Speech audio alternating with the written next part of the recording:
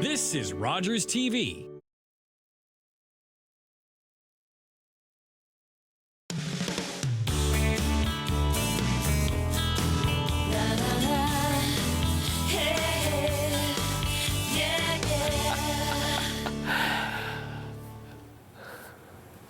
Welcome to Daytime Ottawa here on Rogers TV.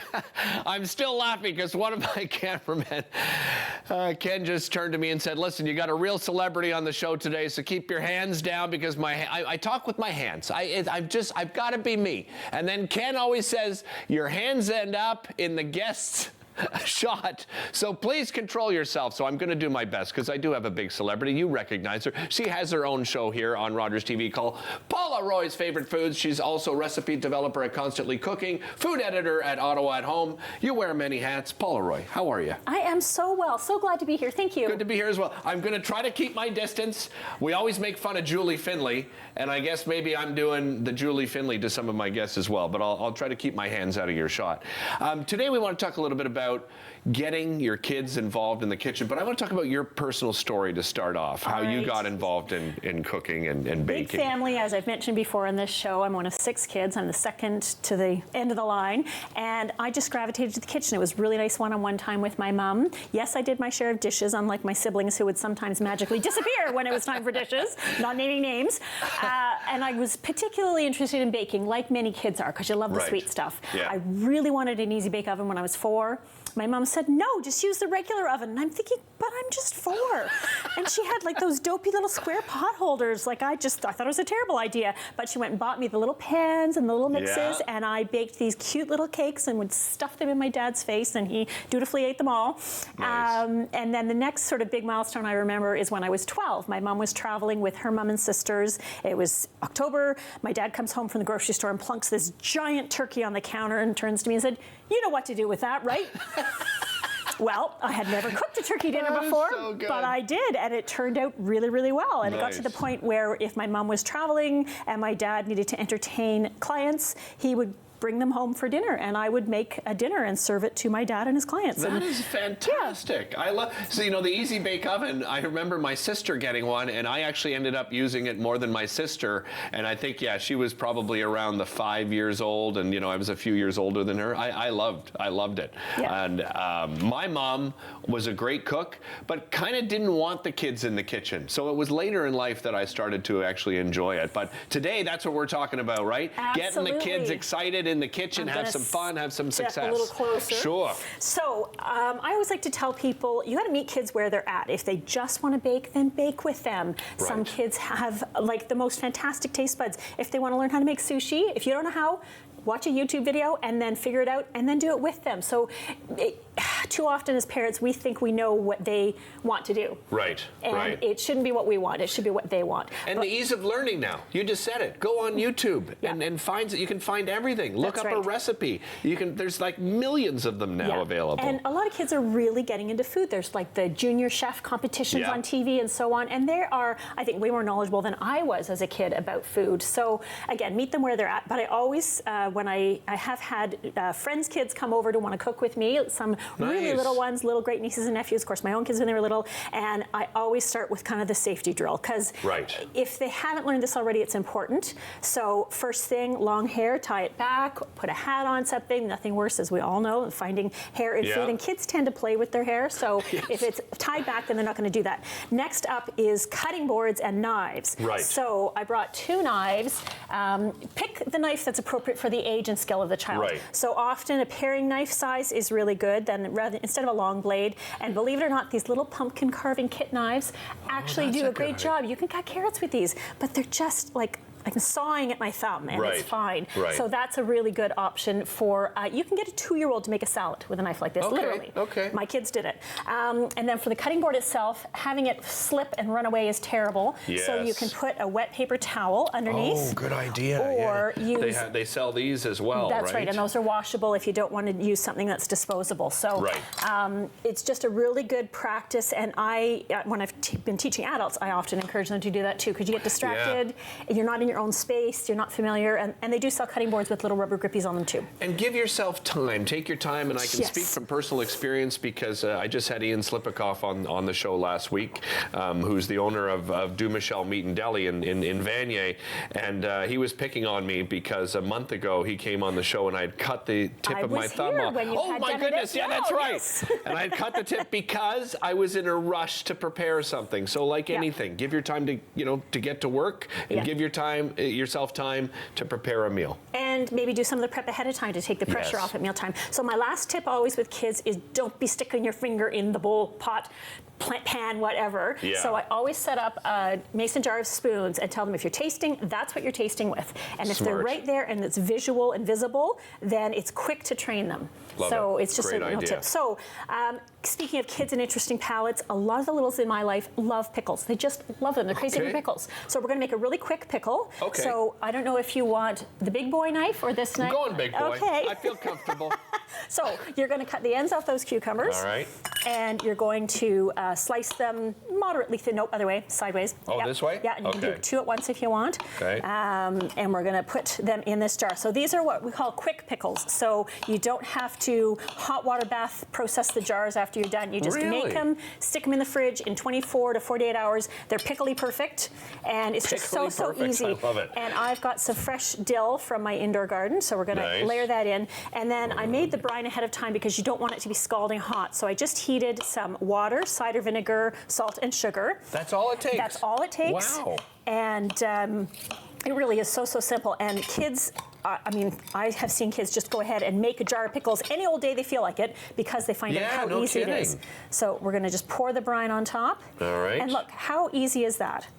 Like, fast, bam. Simple, safe. Yeah, precisely. That's exactly what you can do with the kids. You can put the lid on that. You got it. And then that's it. That's great. The hard part for them would be the patience of waiting for it to infuse and for the cucumbers to take on. Did you say? 24 to 48 hours. Depends that's on not bad. if the brine was a little bit on the warm side, it would be a bit faster. Yeah, so then you just pop that in the fridge and then pickle perfect, like I said. So pickle perfect. So easy. All right, what else do we got here?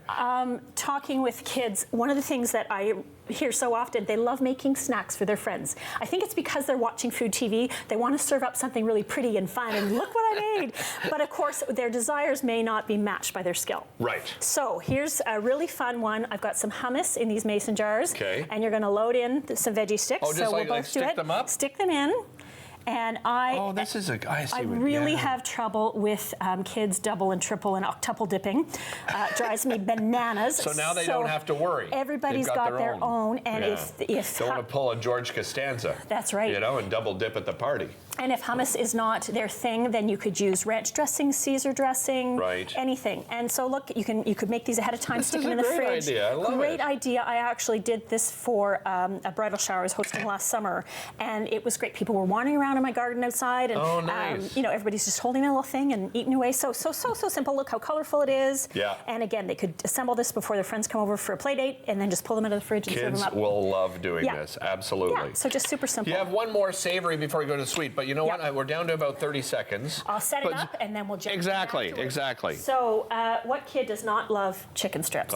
Listen, I love chicken strips. Yeah. So these are homemade ones, and we're going to layer them into a tortilla to make a chicken crunch wrap featuring your favorite sauce and mine, Frank's. And again, super simple, really easy for the kids to make the strips, especially in an air fryer. And we'll walk our way through it. All right. Yeah, we'll walk our way through it, coming back with Paula Roy, and then we'll tell you about some sweet stuff she's got for you for March break. We'll be back with more right after this. Don't go anywhere.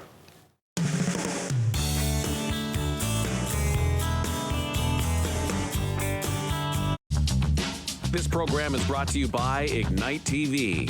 Now you're in command. Visit Rogers.com for more details.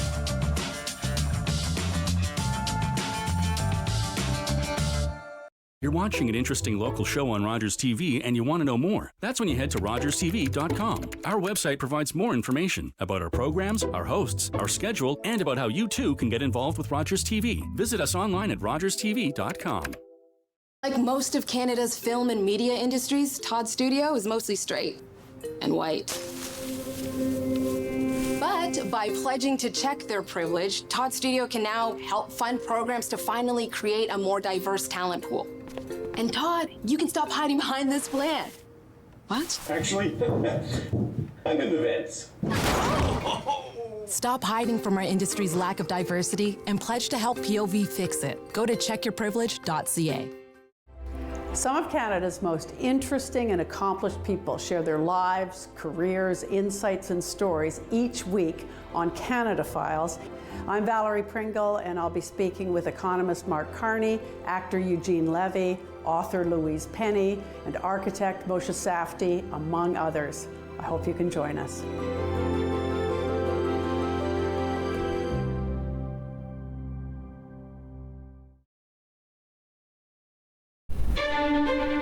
Learn all about the creation of the National Capital Region on The History of Ottawa, according to Phil Jenkins, on Rogers TV.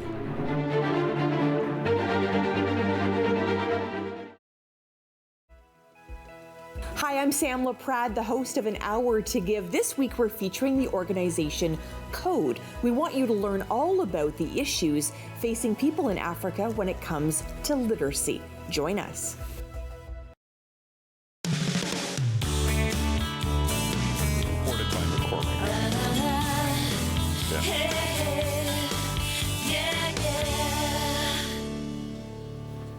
Welcome back to the show. There she is. Paula Roy is back. See, this wasn't my hand in Paula's shot. Paula's head's in my shot. What do you know?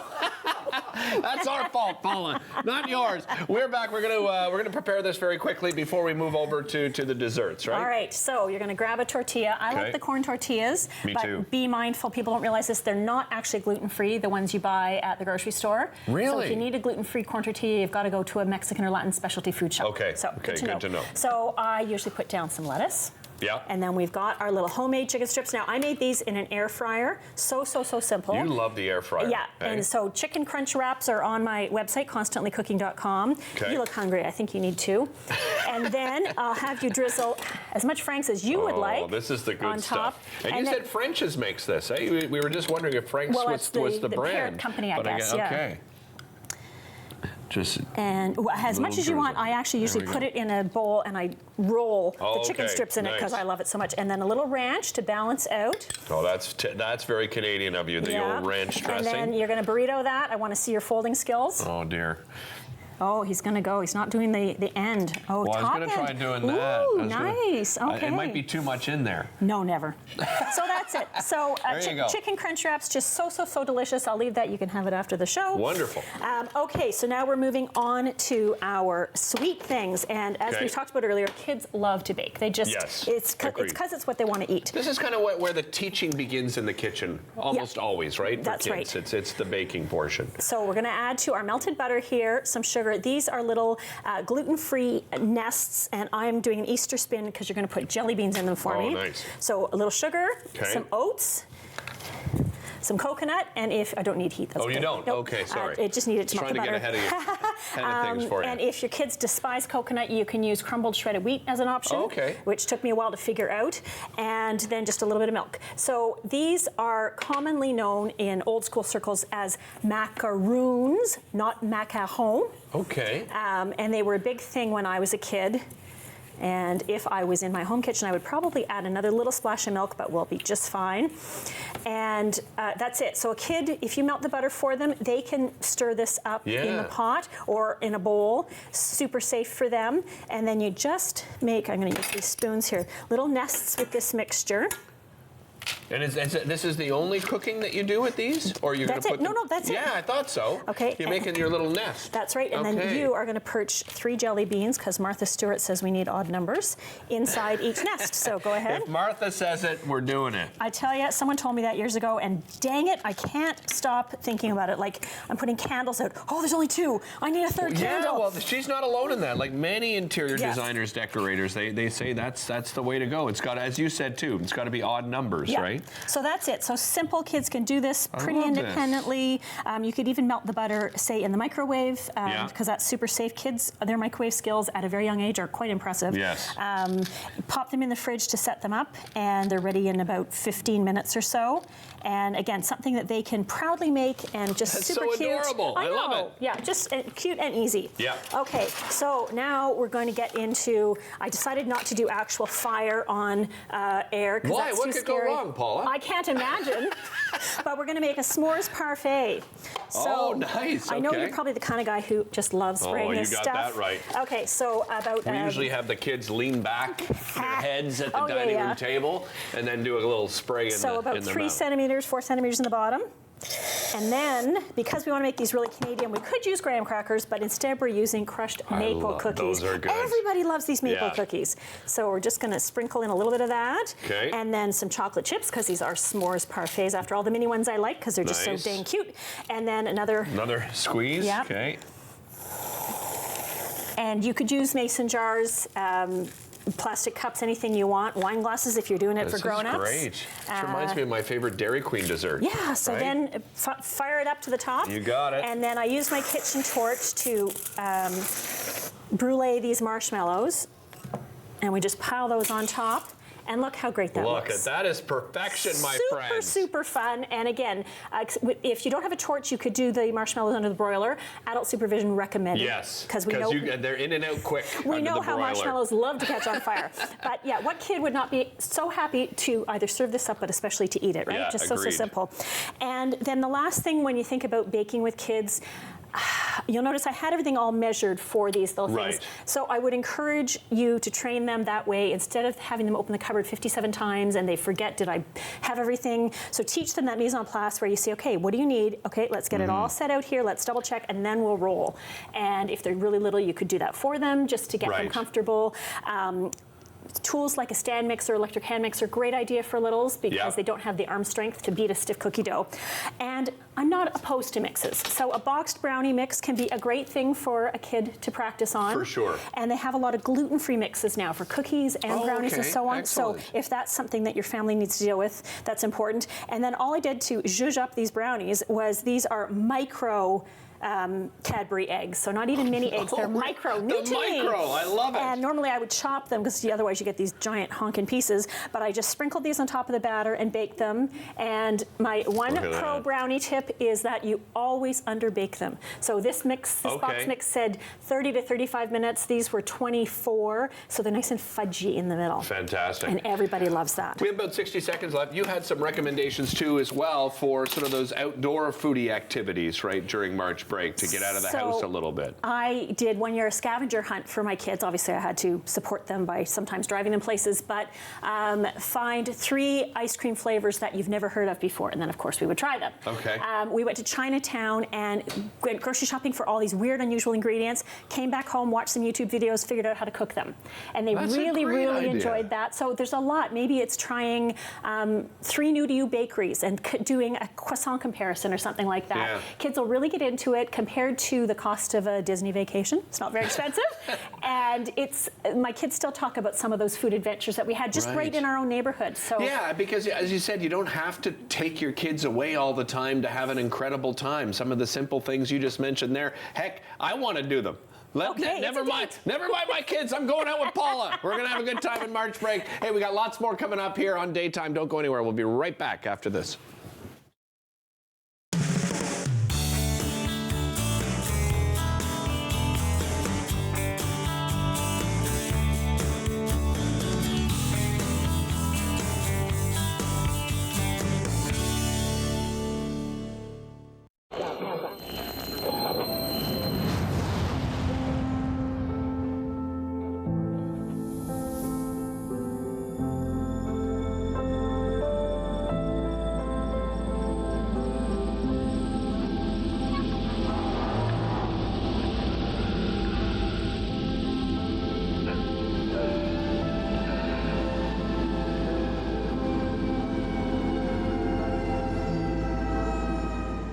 Leonard Thompson, 13 years old, diabetes mellitus, 65 pounds. Starve the child to let them live? The treatment's as cruel as the disease. It's a death sentence. Dr. Banting, this could be it. He's the first to receive this trial. But will it save him? It's not pure enough. So we try again. And again. And again.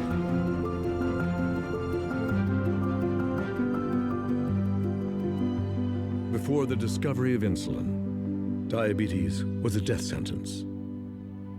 Banting, Best, Collip, and MacLeod's breakthrough has saved millions of lives. Leonard Thompson's was the first.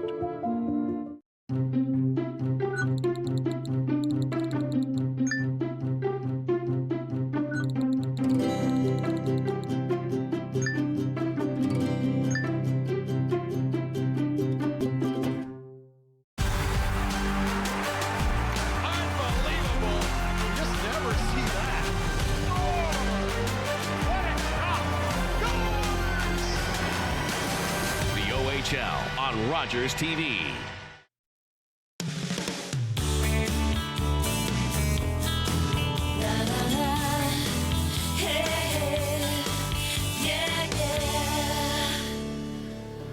Welcome back to the show. Well, you may enjoy that work-life balance when it comes to working from home, but you may be missing out on some things when it comes to promotion, for instance. Our next guest is going to tell us about that and some of the latest statistics around it. I'm joined by Angela Champ, a career expert and author of The Squiggly Line Career. Welcome back, Angela. Great to have you here. Thanks for having me.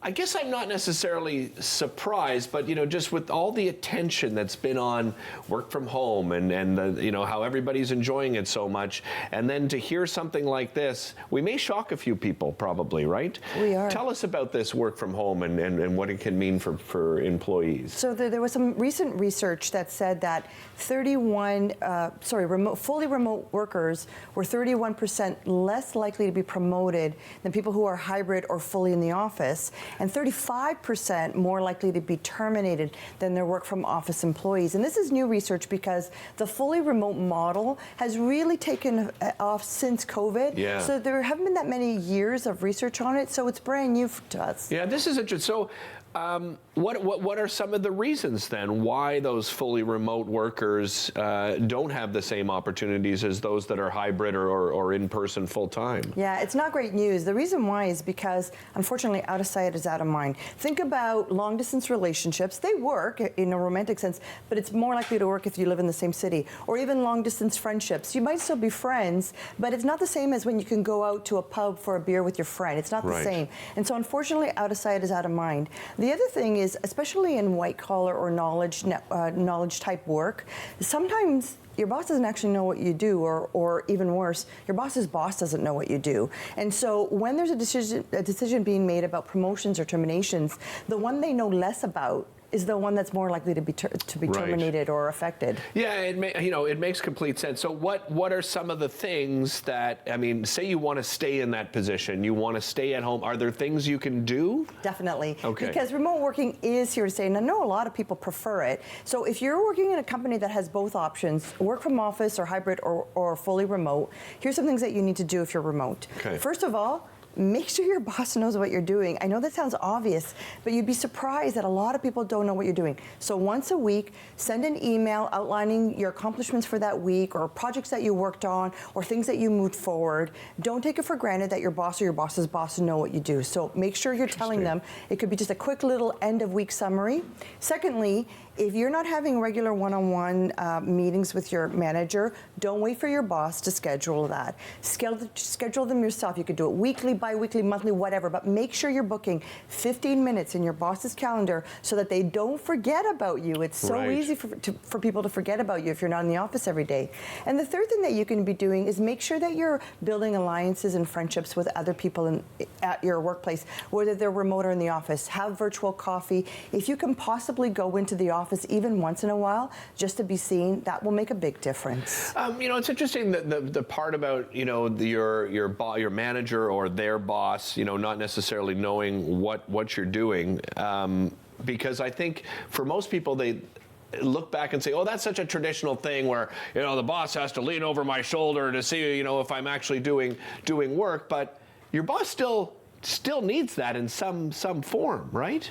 It's true, and here's the thing. If you're all working in the office and Arthur comes looking for you, hey, anybody seen Derek? They'll say, oh, he's in the coffee room. So he might either follow you in the coffee room or he'll wait for you to come back to ask you whatever it is. Right. But when you're working remotely and you've gone to get a coffee, your light goes from green to yellow. And what do bosses think when you're not there? When it's yellow, they think, oh, Derek's not working, right? It's not not exactly what's happening. Yeah. But human nature is somewhat suspicious. If they can't see you, they don't know what you're doing. And so you're right. You don't want your boss looking over your shoulder. And really, if bosses are doing that, they're terrible bosses. Okay. But if they've got a big team, or if you're in a role that's a one-off or a little bit more complex than what their expertise is, they may not actually know what you do all day long. Right. So it's up to you to tell them what you're doing. I want to go back to that, creating allies and advocates within the workplace. So if you're fully remote at home and you have some colleagues that are perhaps as you said hybrid or in person,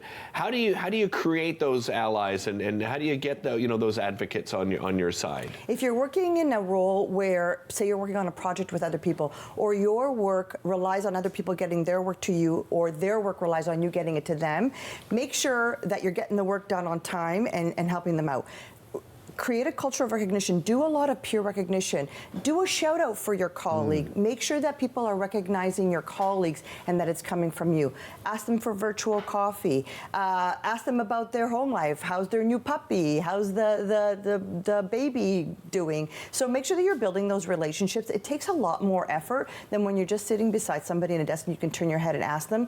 You don't have those collisions in the coffee room that you might have in person. Yeah. So it does take more effort. Who has the advantage these days? Because I've heard this already ballied about a little bit. I'm going fully remote because it's such a competitive industry that I'm in this field, and if they don't offer me anything but, or is it does that employee have the advantage, or does the employer, does it matter what industry you're in for that type of thinking? It matters. There are some employers who have gone fully remote. They've sold their office or they've closed it down and everyone's remote. If you want to be fully remote, that's where you're going to be most successful as a fully remote employee. Okay. Those organizations that have the hybrid or return to office, the people that are hybrid, so they go into the office at least a few days a week, tend to fare a little bit better when it comes to promotions or being passed over for layoff. In other words, they don't get laid off, than fully remote people. So it really depends on what the nature of your company is and how open your boss and your company is. Some of them are very open and some of them are not open at all. Angela, your book discusses many different things when it comes to, the things that we're discussing now. I've got 30 seconds left. Where can people pick up a copy? They can pick it up at Amazon, Indigo, any fine bookseller. Amazon's a great location. Oh, before I let you, actually, one more thing. Do you think you're going to update the book? Like, has there been that many changes since you penned it? So this was written in 2020, actually before the COVID lockdown hit, and of course the world of work has changed. So there is an update on the way. I thought so. I'm glad I asked. Thank you so much, Angela. A real pleasure. Again, the book is called The Squiggly Line Career. It's available where all books are sold. We'll be back with more right after this. Don't go anywhere.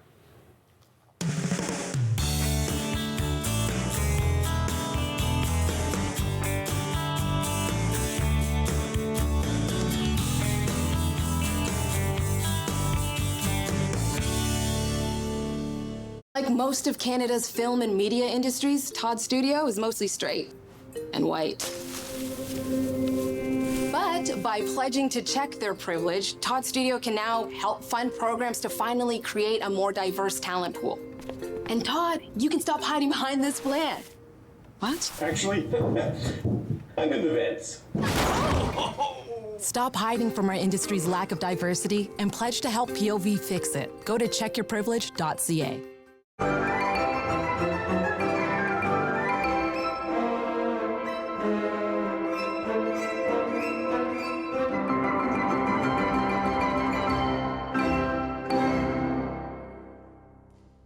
With Rogers TV, you can cheer on the home team from the comfort of your living room. We'll head to the rink, the field, the court, or the pitch, so you don't have to. Tune in and cheer on your local amateur athletes on Rogers TV. I still remember the games, the laughter, the footsteps through the hallway. I'll never forget the hard times. Every day I come back from work, it's always like this. We're yelling in front of the kids. The help we needed. How far we've come.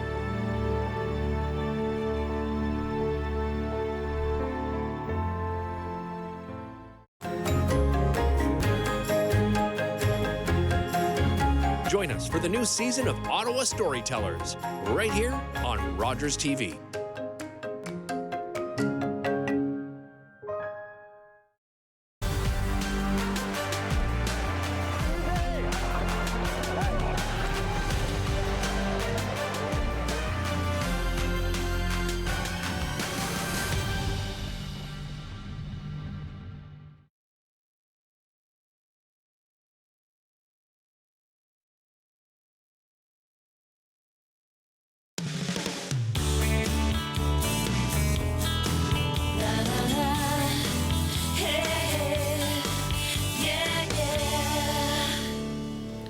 Welcome back to the show. I'm just thinking back to our segment with Paula Roy saying, you know, how it's never too early to get your kids in the kitchen and teaching them how to prepare meals. It's the same for financial literacy, and there's so many of us out there that have such a difficult time, but my next guest helps a lot of people, in particular women and children, with financial literacy. I'm joined by Francine Lamoro. She is with Cash Coaches. Welcome. Great to have you here. Thank you. Francine, first, a little bit about your background. Tell us a little bit about yourself. Sure. So my professional background is a chartered professional accountant. I'm still working as a chartered professional accountant, but on the side, I like to help women and children develop financial literacy skills. And I got interested in financial literacy when I brought my daughter to the bank because she was starting college and she kept asking me for my bank card, my Visa card, to buy her supplies. Okay. So there has to be a better way. Let's ask the bank. So the bank suggested we open a joint account. And the bank manager told me she cannot have a bank account because she doesn't have any income. So that made sense. Okay. We opened a joint account.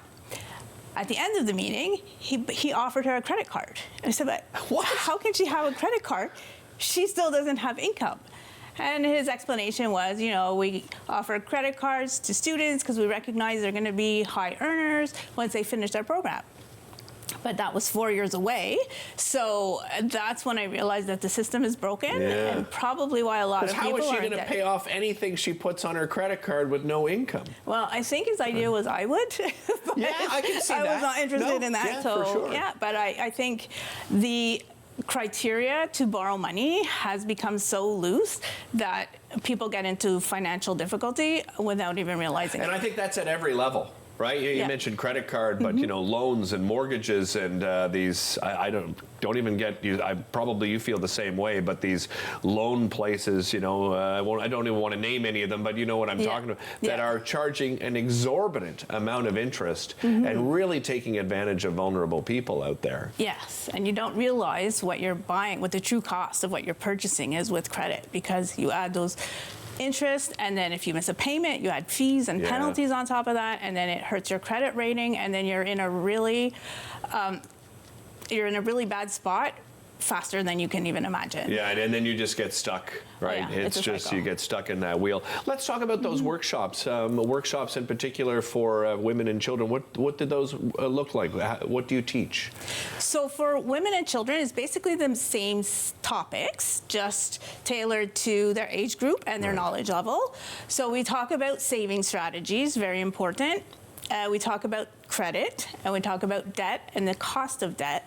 We also talk about, how to make money, and what types, particularly with children, they have grand ideas of what they're going to earn when they're out in the market, but they have the opposite idea of what things are going to cost. So it's sort of we illuminate the true salary ranges and the true cost of living, of just providing for your basic needs of shelter, clothing, and food. Yeah, a reality check of often it is. A sense of you also do one-on-one coaching, financial coaching with women. Tell me about that. Yes. So this is how the workshops came to be, is that I realized where women are not as educated as they should be in financial literacy, and particularly with children, I want to bring the workshops to children in a school environment, because when I see a one-on-one client, they've already usually in some sort of financial difficulty. Right. But with children, I like to reach them before they get out into the world, because the education system teaches us how to earn money, but it doesn't teach us how to manage our money once we get out we there. haven't caught up with that yet. I don't know that why. That must frustrate you. Being a professional accountant and financial advisor. I don't understand how it hasn't clicked with us in the education system. I don't know why it's not part of the curriculum, or if it is, it's a couple of weeks in a year, right? Exactly. It's a basic necessity of life, because you pay for all of your necessities of life with money. Yeah, exactly. So, you were going to put me through a bit of a quiz today, is that right? Yeah. Oh boy, buckle up, a Derek. Few questions. Let's hope I do okay here. They're probably going to shock. The answers are probably going to shock you more than anything. Okay. So, if you have a credit card balance of $1,000 and you make only the minimum payments, how long would you guess it would take you to pay off that balance? Oh man, I know it's long. I'm going to say 2 years? You are right. It is 2 years. Really? It's like 24 months. Ken, don't be so shocked back there. 24 months to pay off $1,000. Okay. And do you know what the average interest rate on a credit card is in Canada? I'm going to say 19 to 21%. Wow. Somewhere around there. You don't need my service. It's 19 to actually 25, almost 26. You know why? I'm going to be honest with you. It's because I have people like you that have come on the show over the last 20 years. Honestly, that's the only reason I know. Great. Really. Let's see if I can. What else have you got? Let's see if I can stump you. So what impact does closing many credit cards have on your credit rating? Closing many of them? Closing credit cards. I would say a positive impact? Actually, it's the opposite. Really? Yes, because one of the elements that's used to calculate your credit rating is how much credit you currently are holding versus how much you have access to.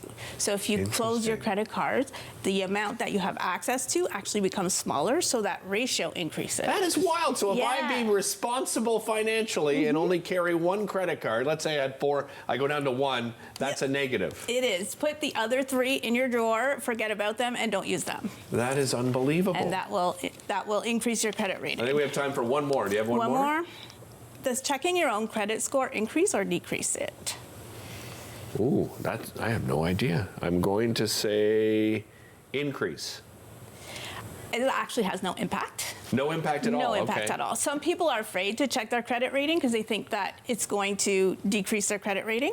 But if you check your own, it's what they call a soft pull. So there's no impact. The credit check that will decrease your credit rating is if you ask a creditor to check your credit rating on your behalf. And sorry, I was just going to say, we've run out of time, but this has been great. I really appreciate the time. Hey, by the way, you can reach out to Francine at cashcoaches.ca if you're looking for someone to help you. She's great advice, as you just saw during this segment. We'll be back with more right after this.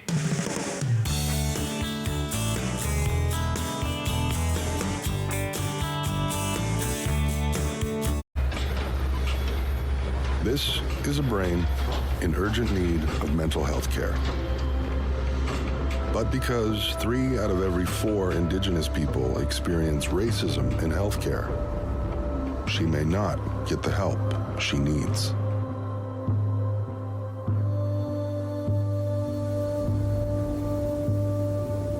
Become an ally. Rise above racism in healthcare.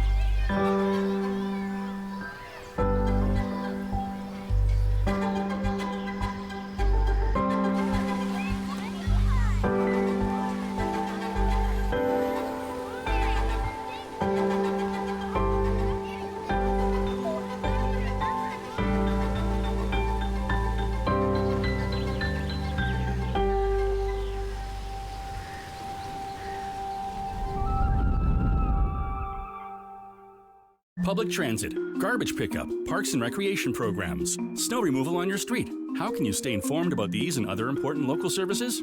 Tune to City Council coverage on Rogers TV. See your community leaders at work on Rogers TV City Council coverage.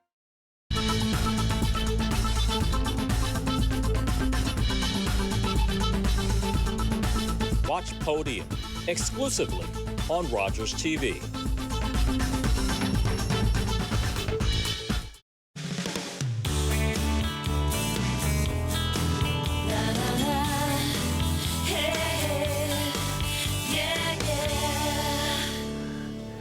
Welcome back to the show. It's a topic we've discussed before on the show, but not quite as in depth as I think we're going to talk about today. And we're talking about those that are neurodiverse, and that could mean anything from trauma to ADHD to autism, on the autism spectrum. Here to tell us more about it, I'm joined by Rebecca Rafis. She is a registered psychotherapist with Limestone Psychotherapists and DiversX. Welcome. Great to have you here. Thank you.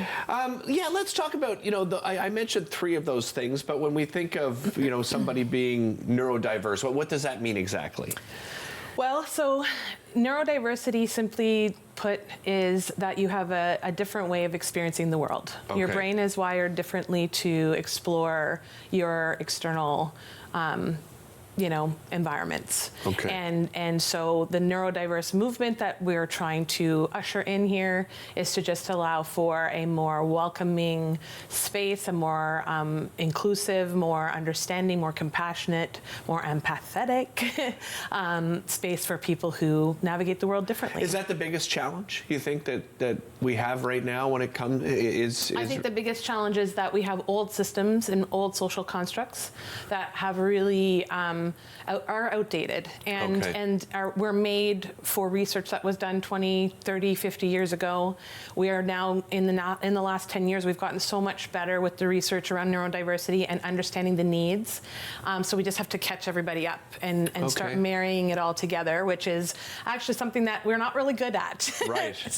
So people like myself and my team and all the other people who are doing this wonderful work are trying to just usher in these new understandings, because it starts with us having a kind of common ground on understanding how to meet a person where they're at. Right. And understanding that it's a human experience we're having. It's not actually that there's one way of doing things.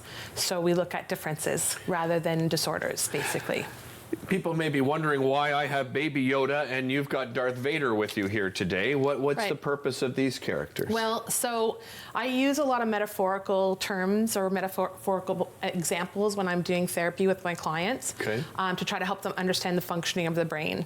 And we talk about 3 main elements of the brain structure that actually are responsible for regulating our nervous system, because almost everything that's going on within someone has to do with their nervous system being dysregulated. Okay. So the Vader represents the dysregulated parts of ourselves. So he's going to hold all the memories, he's going to hold all the past experiences that you've had, negative and mostly negative, right? Because Yoda over there is the one we're going to be bringing in the positive, making new memories with our regulation. So he's the one that's actually what we're seeing from people. Okay. So when someone's having a behavioral response to something, or they're in that kind of lower energy of being angry or retaliating against someone, it's Vader talking.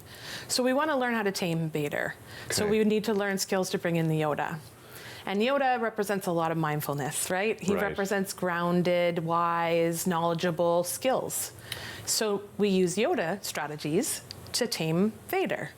I want to go back to Rebecca, because you mentioned, we haven't done a very good job. So when it comes to medical models that we've been using, are there some that have been harming neurodiverse individuals, and we haven't recognized that? Yes, so I think it's hard to get into that in our short time together. Sure. Yeah. But what we're really trying to do is move from the medical model to the social model. Okay. The medical model suggests there's something wrong with you for being you.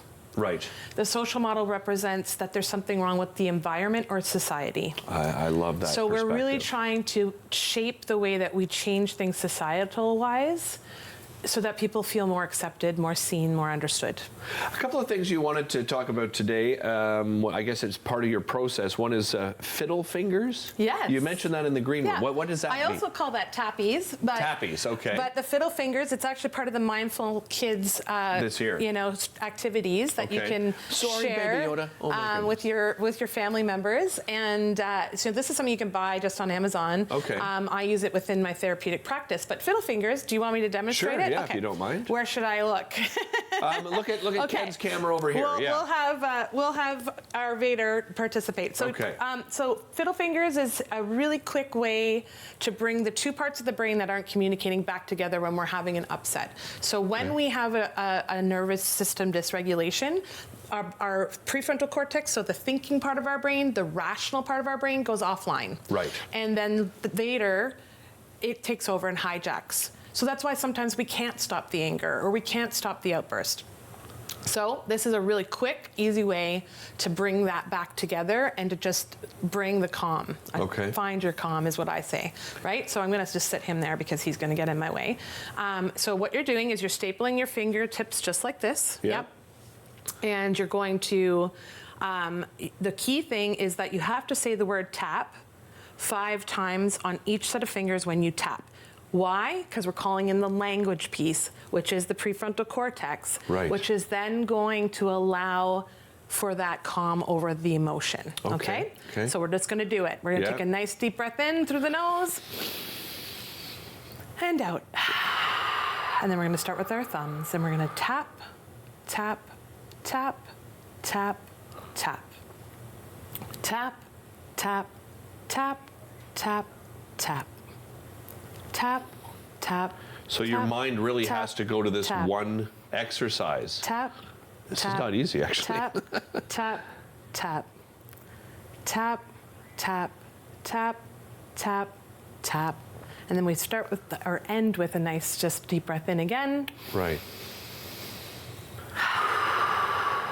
I just have under a minute. Geez, we should have had 2 segments with you. We'll have you back, Rebecca. I'm coming back. Yeah. We'll have you back because there's you sent a ton of information, and I was so intrigued with the way that you work with people. In 30 seconds, what piece of advice? Someone's watching now and they go, "That's me." What's the first step? I would say to make sure you find somebody who can support you that's neuro-informed or trauma-informed. That's a really key component. And there's a lot of free resources. There's a lot of books out there, a lot of things like this that you could buy to just have at home to practice. And, talk to someone like myself. Yeah, you can reach out to Rebecca. I was just going to recommend. Yeah, you can reach out to me, and I have a whole network of therapists. We can chat for free and find out what you need and put you on the right track. Excellent. Thank you, Rebecca. I really appreciate it. And I mean that. I'll have you back. We'll be back with more right after this. Like most of Canada's film and media industries, Todd Studio is mostly straight and white. But by pledging to check their privilege, Todd Studio can now help fund programs to finally create a more diverse talent pool. And Todd, you can stop hiding behind this plan. What? Actually, I'm in the vents. Stop hiding from our industry's lack of diversity and pledge to help POV fix it. Go to checkyourprivilege.ca. You're watching an interesting local show on Rogers TV and you want to know more. That's when you head to RogersTV.com. Our website provides more information about our programs, our hosts, our schedule, and about how you too can get involved with Rogers TV. Visit us online at RogersTV.com. Learn all about the creation of the National Capital Region on The History of Ottawa, according to Phil Jenkins, on Rogers TV.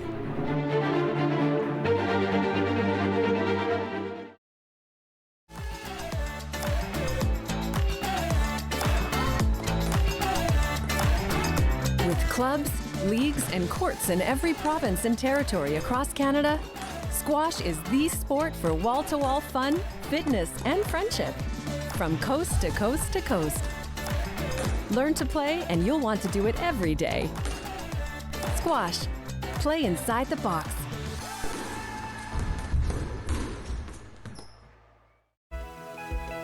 Hi, Hi, I'm Sam LaPrade, the host of An Hour to Give. This week we're featuring the organization Code. We want you to learn all about the issues facing people in Africa when it comes to literacy. Join us.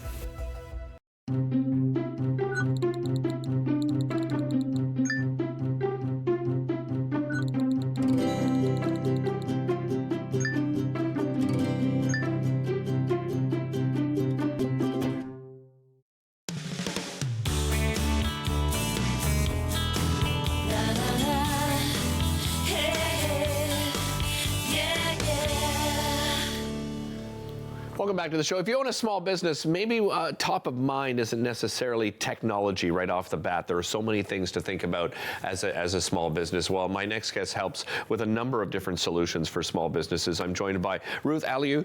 She's the founder of Techity Consulting. Welcome. Great to have you here, Ruth. Good afternoon, Derek. Ruth, tell me a little bit about your background.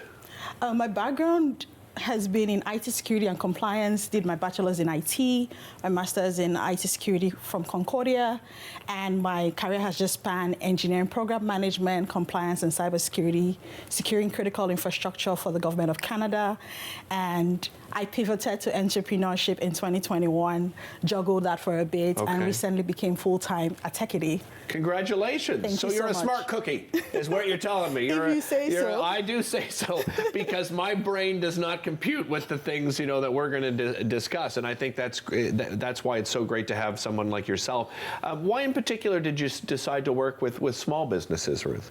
I found that there was a gap for a lot of solopreneurs and small businesses where, when it came to tech, there are two camps: people that knew what they were doing and people that felt very overwhelmed by the thought of setting up tech. And if you go to the standard IT consulting or IT support firm, they have a minimum threshold of maybe 5 figures, amounts that make it prohibitive for small businesses to leverage help.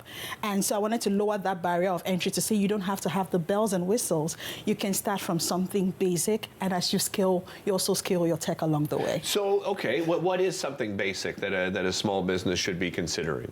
Absolutely. So for a small business, one thing the pandemic taught us is having a presence online. Oh, yes. Because a lot of people that were in person had to pivot online and did not know the first thing to get started with. So a landing page, can you be found on Google when I put your business name?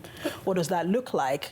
And there's the notion that you need a website. You don't necessarily need a website. Really? You may just need a landing page that has what you do, how to contact you.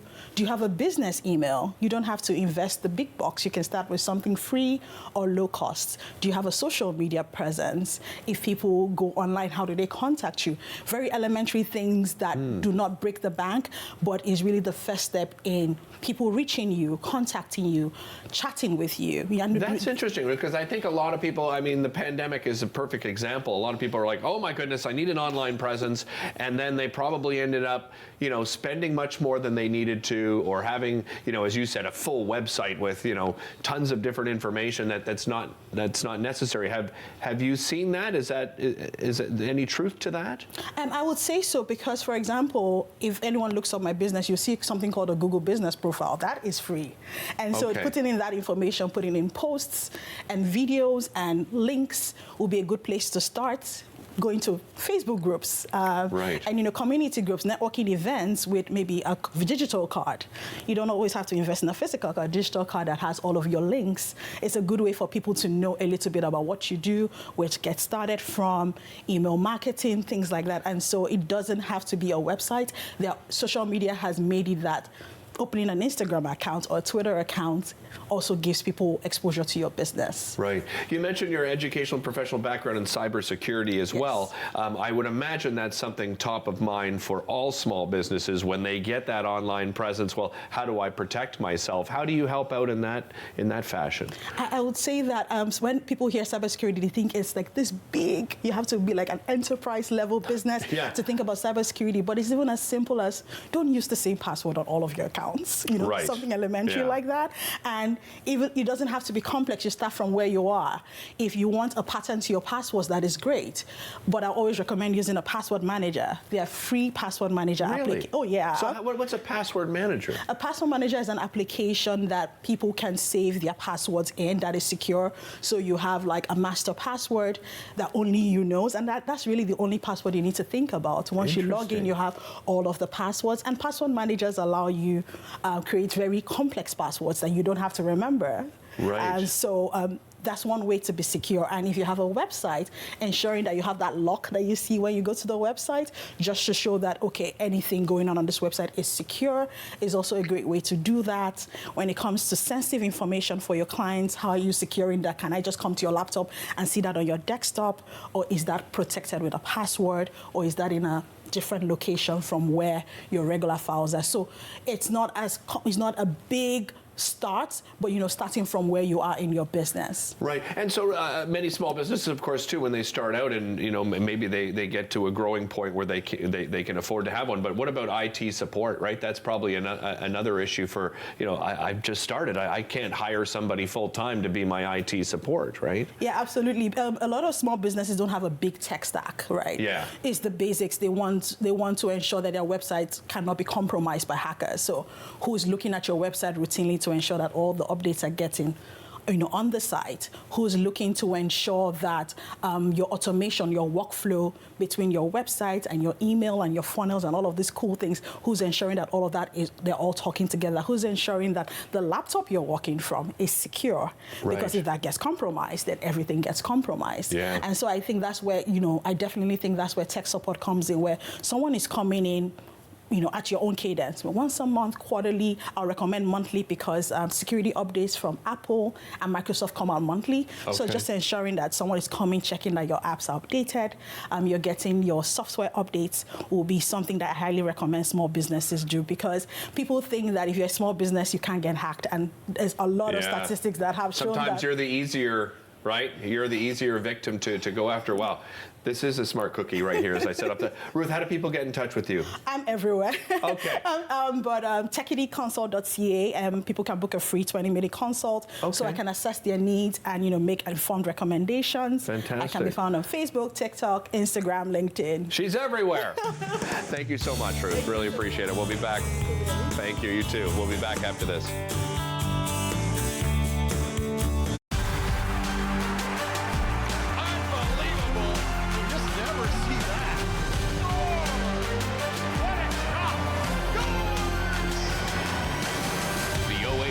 On Rogers TV.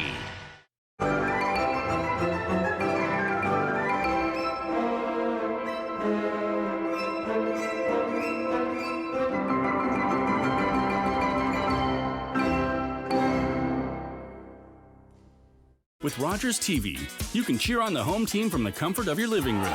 We'll head to the rink, the field, the court, or the pitch, so you don't have to.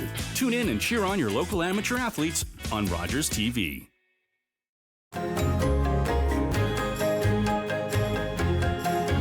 Join us for the new season of Ottawa Storytellers, right here on Rogers TV.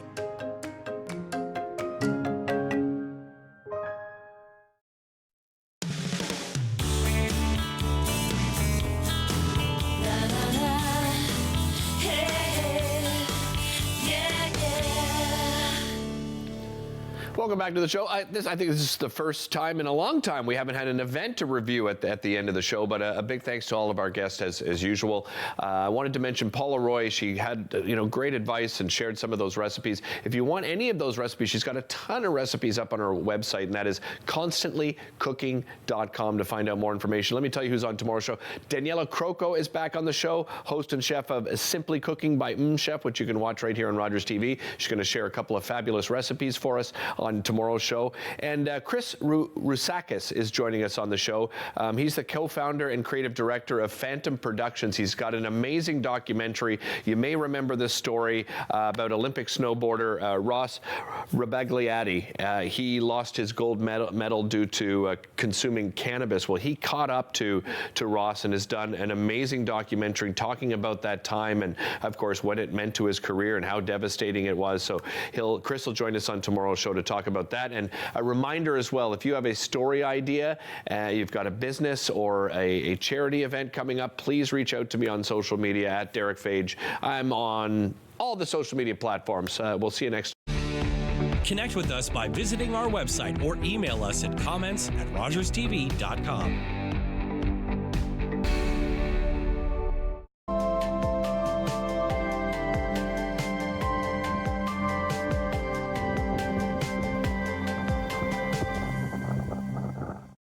everybody. My name is Karen. I'm here with my best friends Shane and Monique.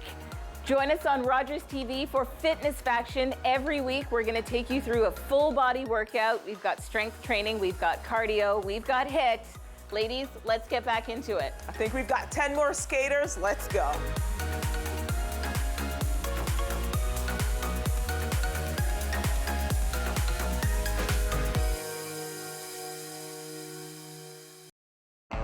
Contracting, it isn't easy, and oftentimes it's quite hard to understand your client's vision while